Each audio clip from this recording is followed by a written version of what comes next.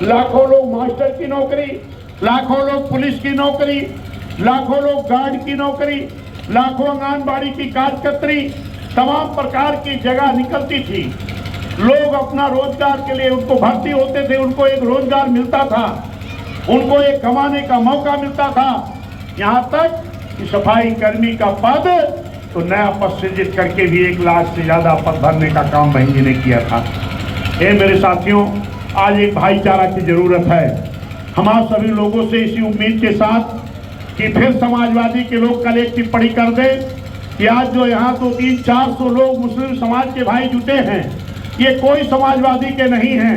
निश्चित है संदेश जाएगा कि समाजवादी के लोग खुद ही कह रहे हैं कि ये भाई हमारे साथ कभी रहे नहीं। यही तो मतलब हल होगा। अभी कल मैं बाराबंकी में था, मेरा फेसबुक चेक कर लीजिएगा। कल बाराबंकी में भी लगभग 600 मुस्लिम समाज के लोग बहुजन समाज पार्टी की सदस्यता ग्रहण किए हैं। और उस दिन जब मैं श्रावस्ती में आया था तो उस दिन भी लगभग 100-150 लोगों ने सदस्यता ग्रहण की थी। अभी इलाहाबाद के तमाम एडवोकेट साथी आकर के मेरे आवास पर बड़ी संख्या में मुस्लिम समाज के लोग, पाल समाज के लोग, पटेल समाज के लोग, सारे लोग आकर के बहुजन समाज पार्टी सदस्यता ग्रहण करके एक संकल्प लेकर के गए हैं कि आने वाली सरकार कोई और नहीं मान्या बहन जी की होगी।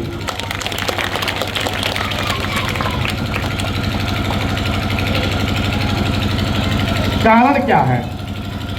महंगाई आज देख रहे हो ना, महंगाई चरम पर पहुंच गई। हर वस्तु की कीमत क्यों? क्योंकि एक सुना होगा आपने इलेक्ट्रॉल बॉन्ड। इलेक्ट्रॉल बॉन्ड क्या है?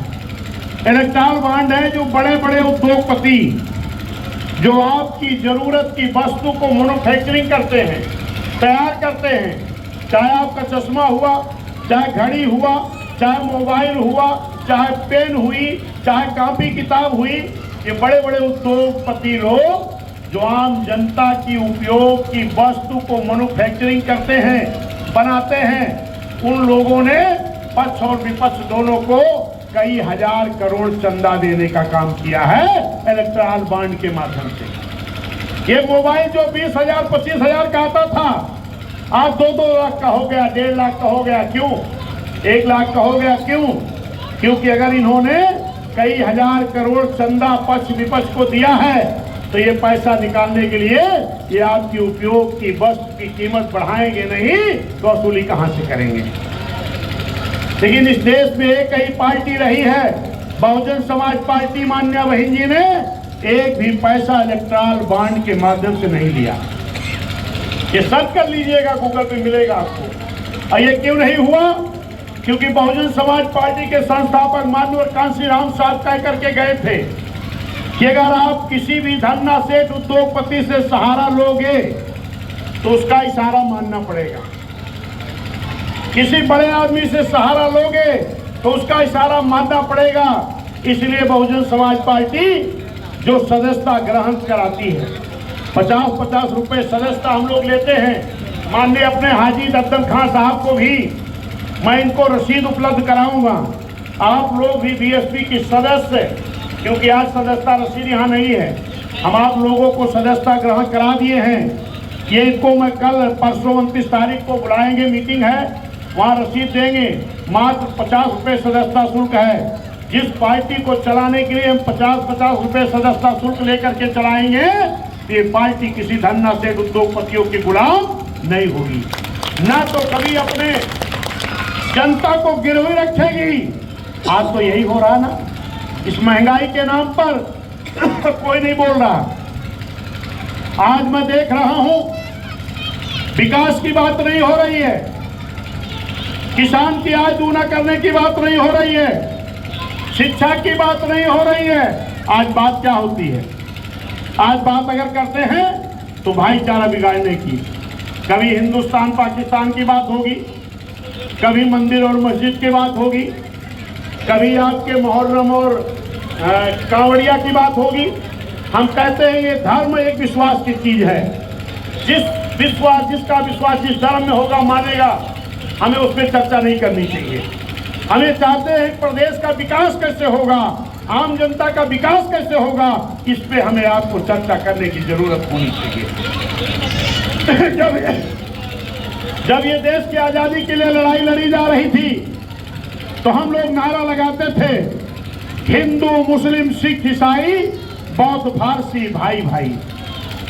ये देश की आजादी में इस देश में रहने वाले सभी हिंदू मुस्लिम सिख ईसाई बौद्ध फारसी भाई भाई का नारा दे करके सभी लोगों ने खून की होली खेल करके तो देश की आजादी कराई है। और आज कोई कहता है कि देश अकेले मेरे बाप का है, तो ये देश किसी के बाप का नहीं है, ये देश बाबा साहब का है। ये देश बाबा साहब के भारतीय संविधान के बदौलत चलता है। और ये बहुजन समाज पार्टी के लोग इस देश में बाबा साहब का संविधान ईमानदारी से लागू कराना चाहते हैं। बाबा साहब संविधान बना के सौंप रहे थे, उसी वक्त कह रहे थे कि इस देश का संविधान हमने बहुत अच्छा बनाया है, अगर इसको ईमानदारी से इस देश की हुकूमत करने वाले लोग लागू कर दे तो इस देश में अमन चैन कायम हो जाएगा। इस देश में कोई गरीब नहीं रहेगा, इस देश में भूखमरी नहीं रहेगी।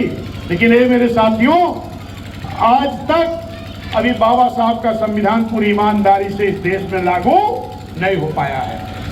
मैं आपको कहता हूं कि एक बार बहुजन समाज की हुकूमत ला करके आप देखो, निश्चित है कि बाबा साहब का बनाया हुआ संविधान ईमानदारी से लागू होगा। और उस संविधान में बाबा साहब ने उस संविधान में इस देश में रहने वाले सभी जाति धर्म समाज के लोगों को बराबर का हक अधिकार दे करके गए।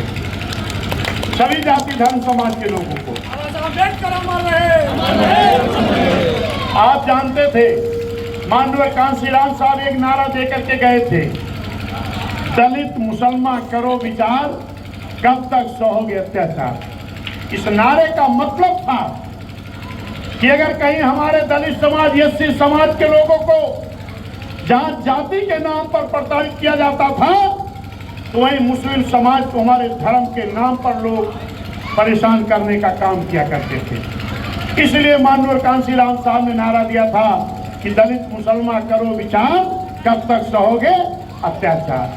आज हमें सभी लोगों को लामबंद होने की जरूरत है और हम चाहेंगे एक बार ये नारा जरा आप लोग भी मेरा साथ दीजिए, लगाने का काम करिए जोर से। दलित मुसलमान करो विचार, दलित मुसलमान करो विचार। अब हम अत्याचार नहीं सहेंगे। और दूसरा क्या, वोट हमारा राज तुम्हारा। आप लोग भी साथ दो मेरे भाई, वोट आपका राज कोई और कर रहा है उसके बाद भी नारा नहीं लगाओगे। वोट हमारा राज तुम्हारा, वोट हमारा राज तुम्हारा। बहन तुम्हारी माँ होती जी, बहन तुम्हारी माँ होती जी। मेरे सम्मानित साथियों, अपनी बात को समाप्त करेंगे क्योंकि बहुत